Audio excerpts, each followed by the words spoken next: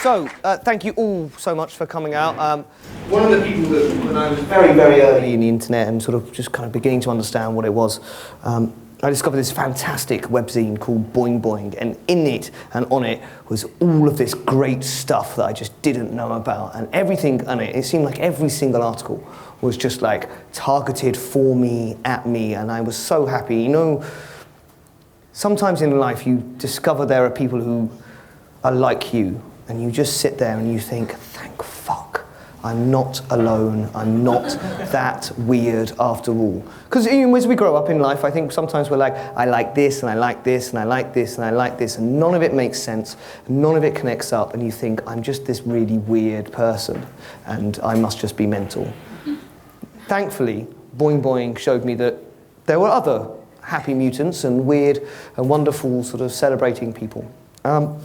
And through that, I got to sort of understand the power of the internet and the power of ourselves as citizens, as people who participate in democracy, people who manage to celebrate and talk about a variety of different things. And so it's with some of the greatest pleasure in the world, and having spent a few moments with him earlier, he is even better than I hoped. So please join me in welcoming someone who shaped my career and my thoughts hugely, and I hope will shape some of yours, Cory Doctorow. Come on over, sir. Cool, thanks. No worries. Are we sitting? We're sitting. I think we're going to sit. Like I'm lazy. Right. So we're going to start with the beginnings. You have a strange accent. Yeah. Where is this from? Oh, Hackney. Right.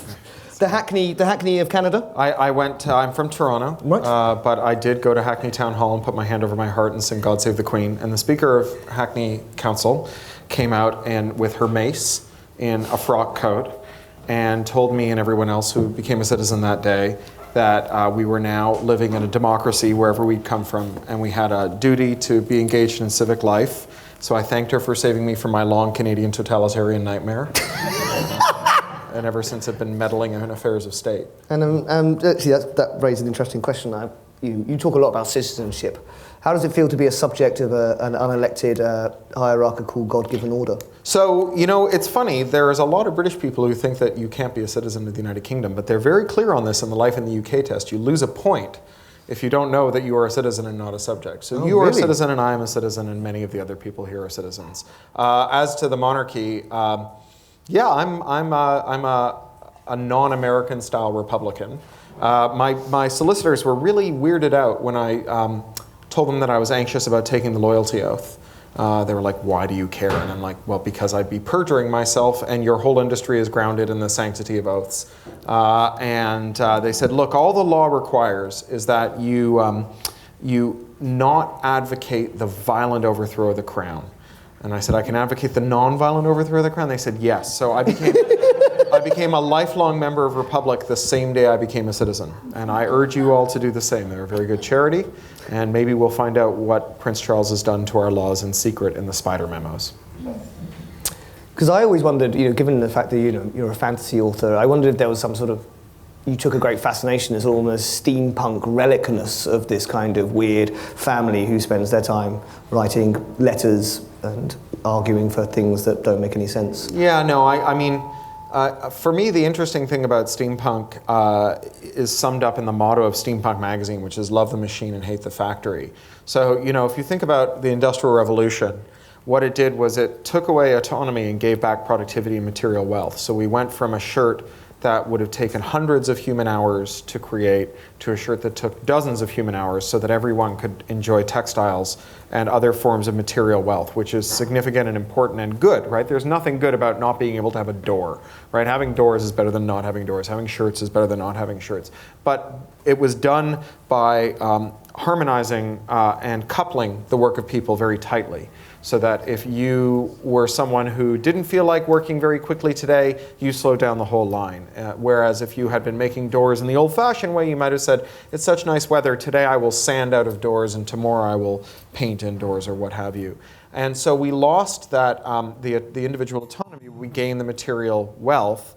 Love the Machine, Hate the Factory is all about the steampunk canonical figure of the lone inventor, who is someone who, through individual labor manages to capture the material abundance. This is the kind of the call sign of steampunk, is the lone scientist or inventor who manages to build amazing, arcologies in the sky using her own two hands and the tools at her disposal. So she works like an artisan, but she produces like a factory.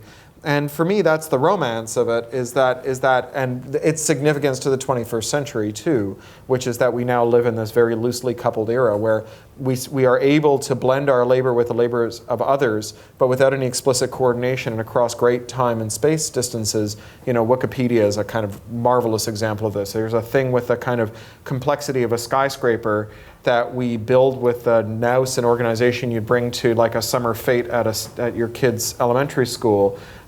It's pretty amazing. I mean, notwithstanding the sexism and all the rest of it, which are all problematic. Imagine if you said, okay, I've got this dirt lot.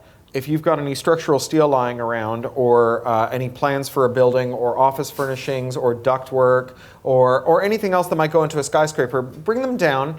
We'll fit them together as best as we can over the next couple of years. Let anyone come down with anything else we've got. And at the end of it, you actually got the best office building ever made, right? And anyone could make a copy of it and move in wherever they were, anywhere in the world. That's kind of that's the amazing thing about the contemporary era, and this is what makes steampunk significant in the contemporary era. This is why we pay attention to it today. So it's far less about a historical sort of celebration or a fetishism of a time long since gone. It's actually a celebration of a future that is possible. Sure, and it's a card trick, right? Because steampunk's contemporary material abundance, right? I have a beautiful keyboard that Datamancer made before he died. That is made out of, by deconstructing a USB keyboard that was so cheap it was effectively free, and then building it in this beautiful metal and brass housing. But the reason that machine was the keyboard was so cheap it was effectively free is that, first of all, the company that made it externalized all the devastating environmental costs of its production to the rest of us. And second of all, they made it by chaining children to machines, right? I mean, all of our super abundant, post-singularity, effectively free technology is just swimming in oceans of blood, right? But we can pretend that it just sort of parachuted down out of the sky. I love that, yeah. Especially the arrival of the Apple Watch. This kind of this horrible reminder that we are unfortunately polluting ourselves and the world. And yeah, it would be. I mean, I would love it if. One of the most tragic steampunk artifacts there is the beautifully tooled USB stick, right? Because here is a thing that is like, it's not, there's no speculation about when this will be obsolete. Like, have you ever gone through a bag and found like a 16 megabyte USB stick and thought, like, this is not just a liability, it's a terrible liability, right? Now imagine taking that liability and embedding it in something that isn't just a few dozen labor hour inputs from someone being underpaid in the Pacific Rim, but in fact is like hundreds of hours of blood, sweat, and tears and great thoughtfulness that goes into this thing that is now just a complete, a bit of landfill, and that is, this massive liability that's even harder to throw away than that little plastic gubbins. Is it a product of either sort of the mechanical era or the sort of mass production era that we have created a sort of scenario whereby everything is effectively a sealed unit, a kind of black box that is, I can't unpack this despite me trying to throw it on the floor and smash it. Like, I can't unpack it, I can't put the parts back into the stream. Apple offer no recycling. What is it about the sort of human consciousness and perhaps within a historical context that means that we don't necessarily think about this or even allow for it or plan for it? Because it seems very short-sighted. Well, we have these things that we can think of as like public health problems, and that's anything where the cost and the effect, or the cause and the effect are separated by a lot of time and space, right? Smoking, right? Like, nobody would smoke if every cigarette generated a tumor in real time, right? It's only because there's this enormous gap between it. But you can see how bridging that gap solves tons of problems, right? Think about photography prior to digital photography. The average American household was shooting 2 rolls of film a year, one at birthdays and Christmas and one on the family holiday. And when they got them back, they couldn't remember what they did to make the good pictures good, and most of them were terrible, and they never got any better. And just putting the panel on the back of the camera made people into such good photographers just by bridging time and space, cause and effect, that now we like buy commercial filters to make our pictures look more amateurish, because the pictures have the kind of artificial feeling of a Sears portrait, you know, a studio portrait. And so now we're trying to crap them up. And you know, I think that this is a persistent motif, right? And so when we have devices that later on go on to become liabilities, the reason we don't consider the fact that they're going to become a liability when we buy them is that the time and space separating the shiny, new, exciting dopamine release of the thing as you unbox it, and the point at which you miserably remember that you forgot to encrypt the data before you wrote it there, and now you can't boot the device because you don't have its power cable, and you're going to have to hit it with a wrecking bar until you expose whatever its storage medium is, and just keep hitting it until you can't recognize any parts of it. Those are separated by so much time and space that we don't consider it. And generally speaking, when firms cause health problems as part of their public health problems because they don't want to spend the money to do the stuff that would require that public health problem not to exist, the state, if it doesn't intervene, then the problem persists, right? And firms naturally, in the absence of a regulation or some other incentive to spend extra money not to cause a public health problem that we all bear the cost of and that they don't have to add to their bottom line, firms, generally speaking, pollute or cause other public health problems. You know, the modern corporation is a transhuman, you know, immortal life form that views human beings as gut fauna or gut flora, and not convenient gut flora at that. And so, you know, to the extent that firms can say, well, we're not going to make this readily decomposable because that would add N dollars to the total cost of manufacture and that would come off the bottom line. In the absence of a regulation requiring them to do that, none of them are going to do it. I mean, one of them may try and sell on that basis. Google's got this kind of recyclable phone that they're trying in, I think, Brazil, where it clips together like Lego. The modular system. That looks nice. Which is a lovely idea. I don't know whether it'll work or not. But for so long, you know, there is going to be a certain sleekness and beautifulness to a phone that has no user serviceable parts that won't be readily competed with unless everybody has to play on that playing field, unless everyone's required to do it. See, I always think that Lego should make a phone. Right, in the same modular sort of, because weirdly we are educated in terms of building objects, and actually even in terms of thinking and reading and writing, in quite a modular format. Yeah. And yet the modern world, is sort of, you know, whatever we are now is a sort of, I suppose, postmodern sort of existence. Everything is a sealed box. Everything is a very finished product. Everything is kind of out and done, and it is done one way and it's not done another way. What is it about us now that is, you know, in my mind, I blame things like films for telling a false narrative of existence. You know, we always believe that there's an arc and there's an ending or there's something, you know, apart from the French who understand that everyone dies and it doesn't matter and that's the end of it. But, you know, again, like, why is it that we teach and think children to be sort of modular, sort of combinatoriative sort of things, but yet we don't somehow sort of respect that in adults. We don't believe that adults necessarily are capable of putting multiple parts together in one form. So I want to distinguish between two different scenarios. One is, I give you a product that is finished and ready to do its job, right? So here's a router. It comes with firmware. It updates that firmware. It's a general purpose computer in a fancy box or a specialist box.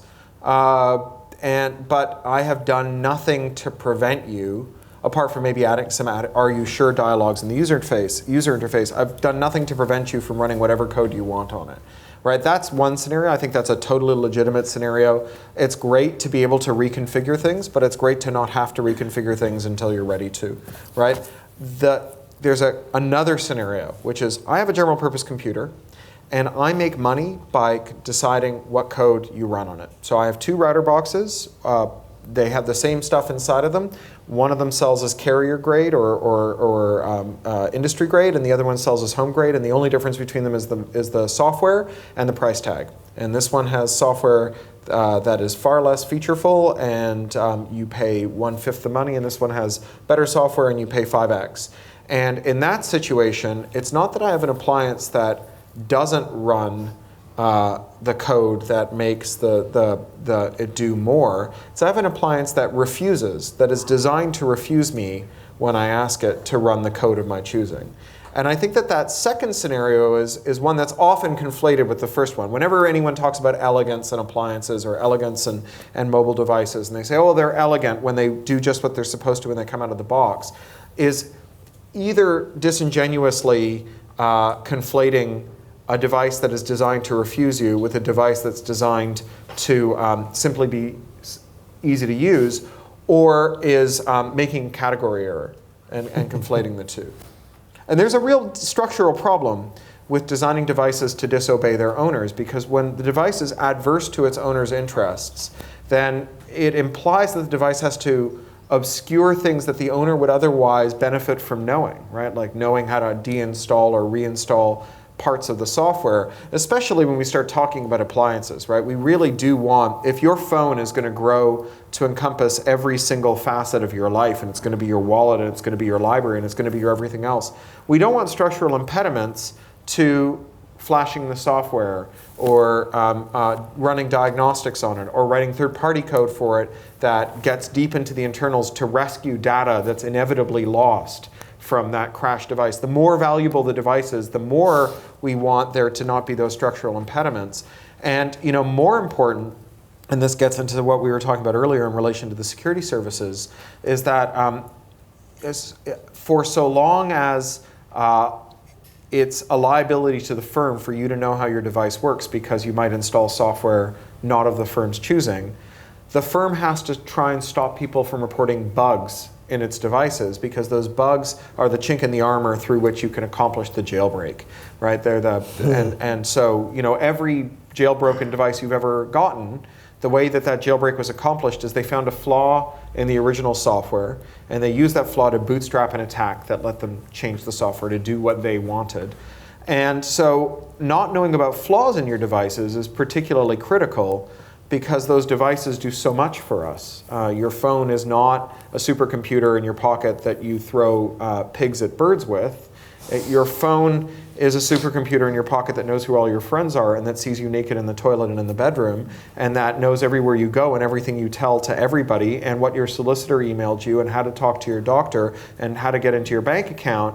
And the idea that we would suppress information about vulnerabilities in that device is so toxic to anything like cybersecurity that it's amazing to learn that the security services have actually encouraged the secrecy of vulnerabilities, because they're able to weaponize them, right? When they have bad guys they want to go after, they want to know about bugs that nobody else knows about that haven't been patched, and use those to hijack the phones to watch them in the toilet and watch them in the shower and find out what their bankers and their lawyers and their friends are saying to them.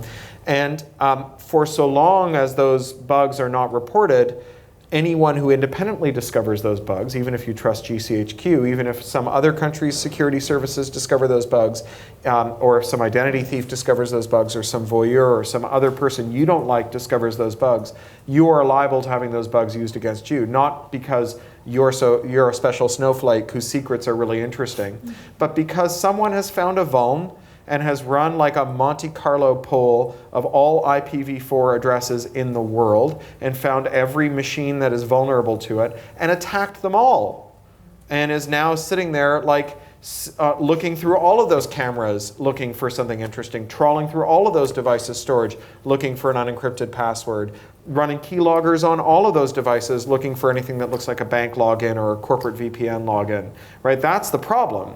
And the cybersecurity services really abdicated their duty to bring security to the nation by deciding that their convenience in attacking their adversaries was more important than our security against every adversary in the world. Almost nobody is a terrorist. Everybody has a mobile phone. You wrote a fantastic article on the 10th of this month, and one of the phrases that I kind of picked out was about the ratio of surveillance, and the order of magnitude that the internet has and machines and Moore's law have enabled us to be surveilled. I wonder if you could very sort of, in a rough sort of form, just sort of summarize that. So there's a corollary to Godwin's law. Every argument continues until someone compares someone else to a Nazi, which is that every argument about surveillance goes on until someone compares their security services to the Stasi, which is the second round, the 2.0 German totalitarianism.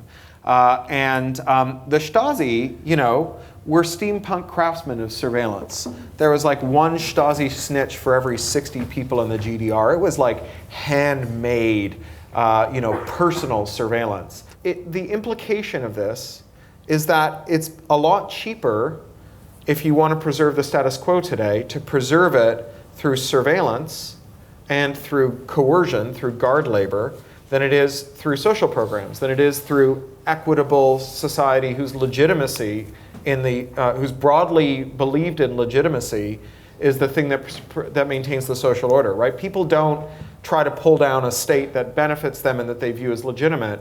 The more illegitimate the state feels, the wider the wealth gap is, the worse things seem to be, the more unstable that society becomes. When surveillance and other forms of coercion become cheaper, then the need to stop building police stations and start building hospitals is less sharply felt as a strategy of maintaining social stability. And I think that one of the explanations for our contemporary wealth gap is that guard labor has gotten so much cheaper, and also that redistribution or social programs have gotten cheaper to deliver too at the margin, right? If you want to make people who are starving and desperately poor and dying a lot better off, it's pretty cheap. Economists note this all the time, right? It's, vaccination, public sanitation, green revolution crops, and telecommunications technology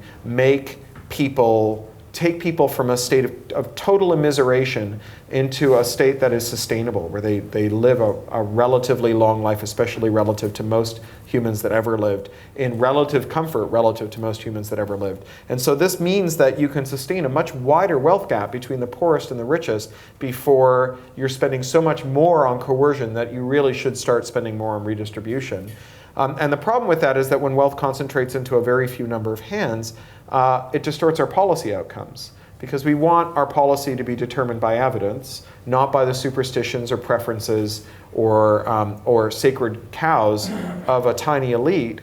And we can easily see this in other countries, right? Everyone understands that in Saudi, excluding 52% of the women from the workforce and public life is bad for the economy and bad for the state. And the state would be a better, richer, happier place if everyone was able to participate in public life.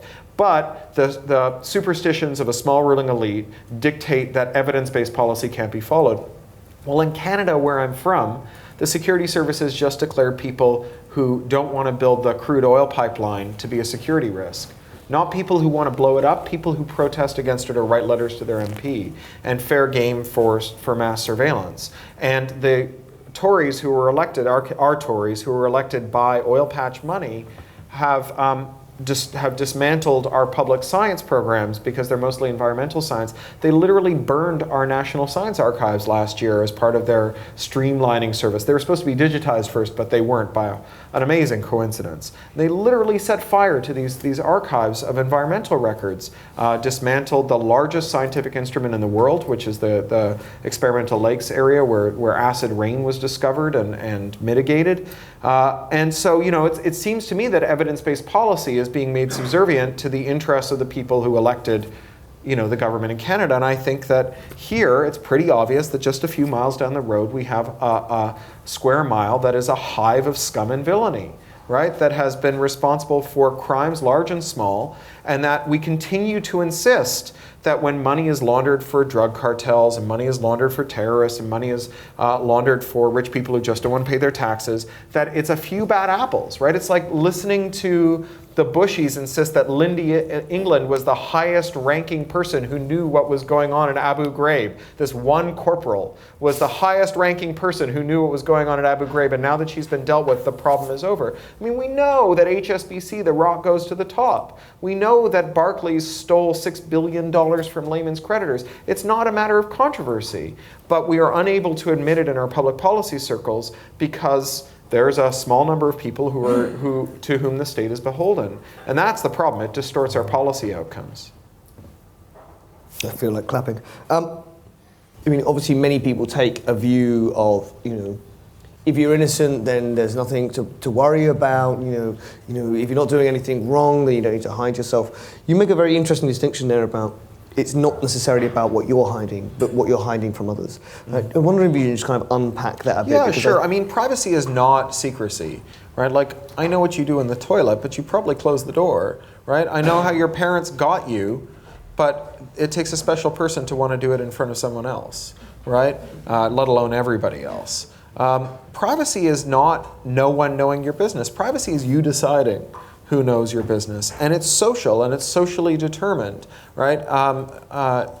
I run my own mail server. It's on a cage in Toronto. It's maintained by an amazing systems administrator, Ken Snyder. He was the CTO of Wikimedia for a while. So you have your own mail server? I do, yeah. Bloody hell.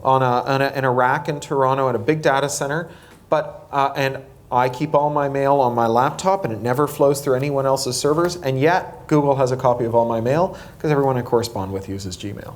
Right? So privacy is a team sport. It's not an individual thing. It's socially determined. One of the great things about the normative shift evinced by Snowden is that we are seeing a change in what your friends expect of you and what they're willing to do with you and what they insist of on you. And being a Zuckerberg vegan who doesn't want to let Facebook know about every fact of your life from asshole to appetite is no longer a reason not to get invited to parties, right? Now people will, in some situations anyways, go the extra mile to figure out how to invite you without sending you the invite on Facebook. And so that normative shift is very important.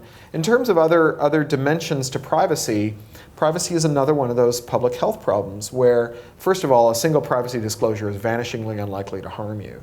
But enough privacy disclosures, just like enough puffs off a cigarette, will eventually end up in some form of harm, right? Will eventually end up with you coming a cropper because you fail to correctly anticipate what the long-term consequences of privacy would be. And by the time you find out, it's too late. And the most horrifying story I know about this was my year 3 teacher who, like lots of people, went into the hospital with his wife to have a baby. And as is common in Canada, on the maternity ward, they were shortly visited by a marketing rep who had a basket of of samples from neonatal firms, mostly from the two big consumer packaged goods firms. That's legal? Oh yeah. It's, so what used to be is like Procter & Gamble's guys would prowl the halls with these, and then Unilever's guys would prowl the halls with different baskets, and it got to be such a mess that someone just made a firm where you bid to have the nappies, the cream, the powder, whatever, and you get sent home with a box of this stuff. And in exchange for it, you give up your name and your address and your kid's name and your kid's date of birth. And for most people, your kid's name and your kid's date of birth is not a crazy thing to give up. You give it up a lot when your kid is first born, nor is your home address a secret. It's in the phone book, especially back then. So his kid was born, he did this just like everybody else. What happened, not like everybody else, but like a sizable number of people, is 6 weeks later his child died unexpectedly. But every year on that child's birthday, they got a basket of things tracking the progress of this dead child through a notional alternative universe in which she hadn't died at 6 weeks. Right? Now, you're sitting in the hospital with your newborn in your arms. Nobody, I mean, a monster would say, I mean, maybe you'd say, oh, I don't want to give my information to the marketing person, but only a monster would say, I'm not going to give my marketing information to the marketing person because my kid might die, right? Nobody would do that. And now that he's learned his lesson, how is he going to generalize it, right? Like, how is he going to get better at privacy from that, right? He's not going to get better at privacy. He's made his dumb mistake, and all the other dumb mistakes he's going to make are going to be sufficiently different that it's going to be almost impossible for him to generalize from this. And so we're pretty bad at privacy. And knowing which disclosure is going to come up and bite you in the ass is really hard. And so a general precautionary principle is a good idea. You know, it's hard to be private all the time, and making choices to share your information with other people can also get you into trouble. But sharing your information without ever making a conscious choice or getting into an unconscious habit of sharing very widely without regard to the character of the information is really hard. There's this corrosive narrative about digital natives, which in addition to being incredibly problematic, speaking as an immigrant who's the child of illegal immigrant refugees, to talk about who's a native and who isn't, awful thing, is that kids, if they're digital natives, then everything they do on the internet must be right, because they have this mystical knowledge about the internet by dint of being born after the millennium. They have a mystical knowledge of how the internet is supposed to be used. It's like there was a king who supposedly raised a bunch of children in the woods without human contact to find out what the deep language was. It turns out that it's like grunts, clicks, and trauma. But we think that because kids were raised without the corrupting influence of not having the internet, they know what the internet is for.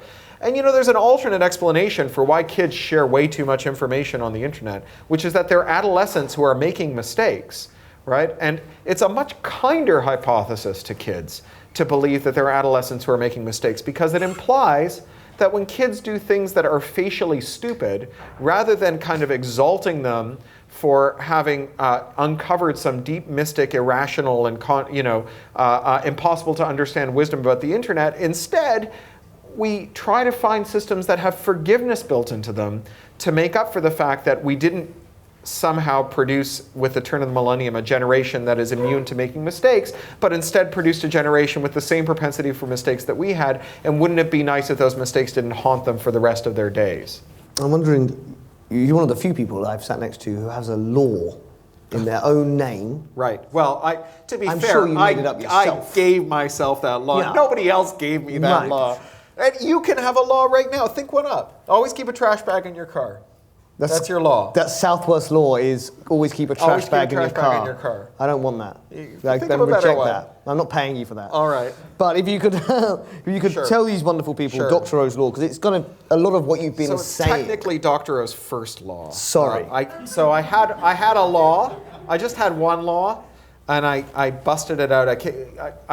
Those of you who travel a lot to the U.S. know that it's very disorienting because of the jet lag, and there's this kind of week-long period in which you are cognitively not entirely you. So I was in New York to give a talk at a publishing conference, and I came up with Doctorow's law, and it went over really well. I'll tell you what it is in a minute. And then I went to lunch with my agent, because if you're a writer, this is the de rigueur, is that your agent, in addition to his 15%, owes you lunch when you're in New York. So my agent took me out for lunch, and Russell Galen is my agent. He's a great agent, and he is the Arthur C. Clarke Estates agent. And he was Clarke's agent when he was alive. Oh, gosh. And I said, Russ, I came up with a law today, and it went really well. And he said, if there's one thing I learned from Arthur, is that you need to have 3 laws.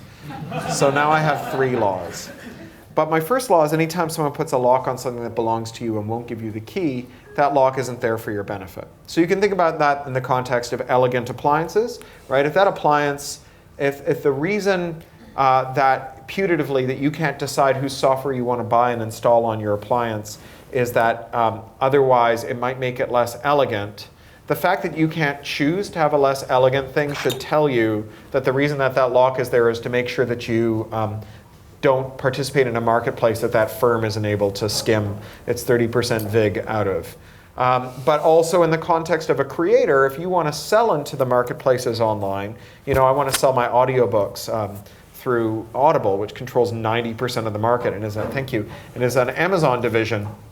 And so I don't want it locked to Amazon's platform. I want to make sure that if later on Amazon wants to put the squeeze on me and change the split with them, that I can authorize my listeners, my customers, to go to some competitor that I'll take my business to, so I can keep those customers with me. And I don't want every dollar they spend on my products through Amazon to be a switching cost they'll have to bear if I ever leave Amazon. We know how that works out. Hachette, this giant publisher, which is actually owned by like this super unethical arms dealer that makes cluster bombs, was, blindsided, caught completely flat-footed by Amazon. You think like making cluster bombs should at least acquaint you with strategic thinking, right?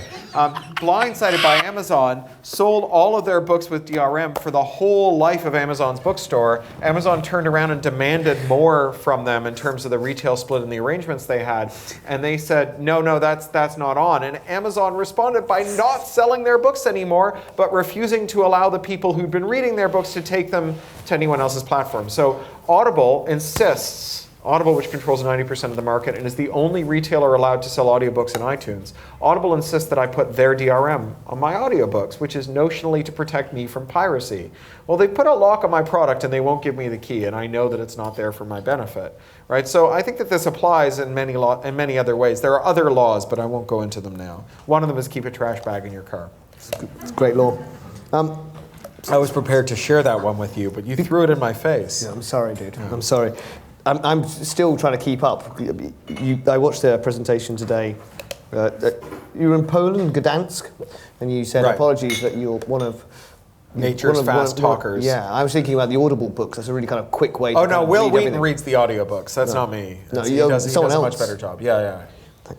Sort of thank God a little bit, because he's got one of those actorly cadences that is a pleasure to listen to. Just as a kind of just because it's just such an incredible fact, I'm wondering if you wouldn't mind sharing a little bit of personal information with us, which is the name of Alice's and yours daughter, just because it is, I think, a lesson in how to name a child for your benefit, but perhaps less for hers. So when my daughter was gestating, I had lots of names that I came up with. I told Randy Monroe that I wanted to call her +++ATH, which I'm convinced is the origin of Little Timmy drop tables.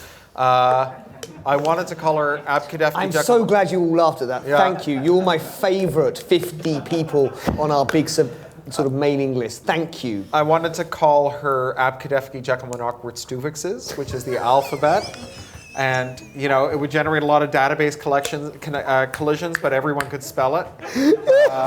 Call her Abby for short.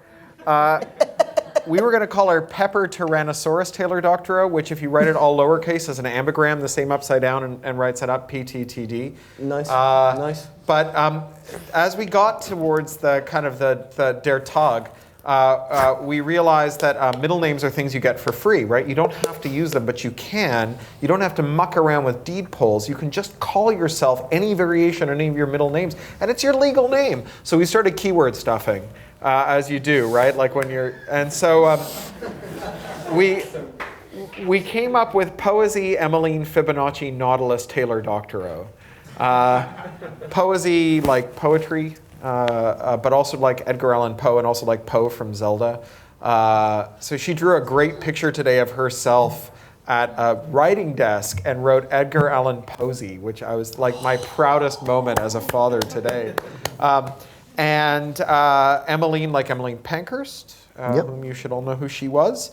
Fibonacci brought Arabic numerals to Europe, and he's why we don't do complex sums using Roman numerals, and also they named this beautiful sequence after him because he put it in a math text. And then Nautilus for Jules Verne and 20,000 Leagues and science fiction and the natural world. And of course, a Nautilus is a Fibonacci. Taylor is my wife's surname, and Doctor is what the customs guy changed my grandfather's surname to when he moved to Canada. It used to be Doktorovich. Isn't that a beautiful, beautiful name and fantastic story? So, I devoured... It's really funny when she's naughty, because we can shout, Posey, Emmeline, Fibonacci, Nautilus, Taylor Doctorow, you get down here right now, which is awesome. That's an XKCD sort of joke, exactly. Isn't it, really? They just need that. What's so weird, though, is when you, I mean, maybe it's because you're a parent, I don't know if it's just that sort of nature, but as you said that, my subconscious effectively replaced your daughter's name with my own name in that sort of same... I could hear my father, mother shouting Benjamin William Southworth at me in that sort of... It always seems such a strange way to communicate, because if you're that angry that you're going to take that long to say my name, I've never understood it. It always confused me. Because if you're going to do a serious operation on an asset, you want to make sure you use the fully qualified path name before you do it. Otherwise, you might get a namespace collision, right? I mean, that's obvious. My parents are academics. It doesn't. I'm not sure that. Whilst I'm glad you've explained it for me, I don't think it's going to help them. I love almost everything that you write, and you. Almost. Almost everything. That's a good word. Yeah. Thanks. It's a very British word. Yeah. There's a fantastic quote that I had to literally ring fence, which was. again, in this fantastic Guardian article. Please go and read it. It's just search for Cory on the Guardian. Read everything he's written for the Guardian. That's it's all amazing. Nice. He has a wonderful statement about the internet. Almost everything I've written. Almost everything, not everything, because I'm getting to it. Right. I'm warming up. He has a wonderful phrase, which is, "We are headed for a long age of IT-powered feudalism," which is something to just hold into your heart. Just for context, unless we do X, Y, and Z, we are headed into a yes. Yeah, I'm worried that we won't do it. It wasn't a council of despair. It was a. No, you're right. It was Sorry. an ultimatum. You're right. I've quoted you completely out of context. Right. Absolutely.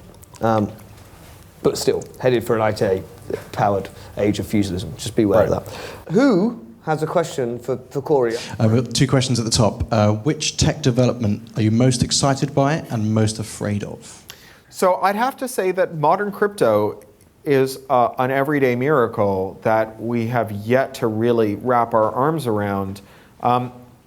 It is new on this earth that you can take a piece of equipment that every person can own and use it to scramble a message so thoroughly that if all the hydrogen atoms in the universe were made into computers and they did nothing between now and the end of the universe but try to break that message, they run out of universe before they ran out of possible keys. Right? That's like new and amazing, and we're still figuring it out. And there are so many awesome wrinkles on it, you know, shared secrets and differential privacy and all the other things we can do, zero knowledge proofs, all the other things we can do with crypto. And I'm not a mathematician. I'm the son of a mathematician, so I know exactly how much I'm not a mathematician, you know, to several decimal places. And crypto is unbelievably exciting. What am I most afraid of? I am most afraid of the pervasiveness of computers in a world in which we still think that we can solve technical problems by banning certain instructions, and where we're prepared to criminalize knowing how your computers work in order to attain that policy outcome. So in the US, there's 1 million subprime cars on the road. These are cars where people who are a bad credit risk have been loaned the money to buy a car. And those, just like the subprime housing market, the debts that they owe on those cars are turned into financial instruments that are then sold on as bonds. And to keep the value of the bond as high as possible, the cars are fitted with location-aware networked ignition overrides, kill switches, that are used to stop people from stealing the cars. They're used to repossess cars when you stop making payments, and they're used to ensure that you follow the terms of the lease. So if you drive out of the region that your lease allows you to drive in, they immobilize the car. And they also have this brutal Orwellian thing, which is that if you miss a payment, they shout at you. Like from the moment you put the key in the ignition until you stop, they say, "You are a day late! You are a day late! You are a day late!" Really loud, and a speaker system that you can't turn down. I mean, it is literally Orwellian. Not like people toss Orwellian around a lot. This is actual Orwellian. The thing is that disabling these governors is not hard because the car is in your garage. Right? Like, you can work on it in peace and figure out how to remove the governor. For like the same reason that we don't keep bank safes in the bank robber's sitting room, even if it's a really good safe, keeping a car with a piece of equipment on it that you don't want someone to remove in that person's garage is a bad idea. And so YouTube's full of videos explaining how to remove this. And there is increasing pressure to make it illegal to put up YouTube videos explaining how to jailbreak your car. Upshot of that is that we are now like riding around in cars and living in buildings. You know, all those like Starchitect, finance industry fueled shards and cheese graters. You know, the way that they're stabilized when they're so tall and so narrow is they have dynamic computer controlled reinforcements that change the way that they respond to load stresses based on wind and seismic stress. You take the computers out of those buildings, they fall over. Right? The most significant thing about that building is the computer in it. It's a case mod you work in. And so we have this world where like we spend all of our days inside of potentially lethal computers. And we have computers increasingly inside of our bodies You know, like many of you, travel a lot, and I was in an airplane lounge, and like everybody knows, ABC, always be charging. So when I go into a lounge, I look in the baseboards, I find the plugs, I plug in. I was plugged in. A man came up and cheekily asked me, "Can I have your plug?" And I said, "I'm charging my laptop before the flight." And he rolled up his trouser leg and he showed me that attached to the stump of his leg was a robot leg. And he said, "I need to charge my leg before the flight." And, you know, the amazing thing was, it wasn't the first time I met someone with that robot leg, because a couple of months earlier, just around the corner from here, The Economist had done an event. And this guy, Hugh Hare, who runs the MIT Media Lab, had given this, the MIT Media Lab's prosthesis lab, did this incredible presentation of all the prostheses that his lab had built. And I'm like a words guy, he's a picture guy, so he's got slides of people with computers attached to their bodies doing amazing things. And then he gets to the last slide, and it's him like stuck to a mountain, climbing the mountain, all in Gore-Tex, super ripped, no legs from the knees down, prosthetic like mountain climbing legs on. And he's been walking up and down the stage the whole time, and he rolls up his trouser legs, robot from the knee down on both sides. He said, "Oh, didn't I mention, lost them both to frostbite in a mountaineering accident." And he starts running up and down the stage, leaping like a mountain goat. So the first question anyone asked is, "How much did your legs cost?" And he names a price that could buy like a terraced house in Mayfair, right? Second question is, "Who can afford your legs?" And he said, "Why, everyone, right? If it's a choice between a leg and a 60-year mortgage on a house, you'll buy the leg." So now, combine the cars that shut themselves down when you violate the terms of the lease, Wonga and subprime legs, right? And then add in the phone hacking scandal, where the police took their golden key to your phone number and gave it to journalists in exchange for a pint. Journalists in exchange for a pint, right? And now anyone who can blag can get the magic key to make your legs walk you to them, right? You know, like Wonga doesn't have to repo your legs by coming to your house, they walk your legs to their house, right? But anyone who can successfully impersonate Wonga can also do this, right? That's the thing I fear, is this integration of computers at a time in which our policy framework is so dramatically lacking, this integration of computers into the very fabric of our bodies and the places our bodies inhabit. I'm actually going to call time because I can't really think of how better to end. Very good. When I grow up, I wish to be as smart and as erudite as you are. Very nice of you. Thank you very much. Please join me in welcoming Cory. Thank you so much.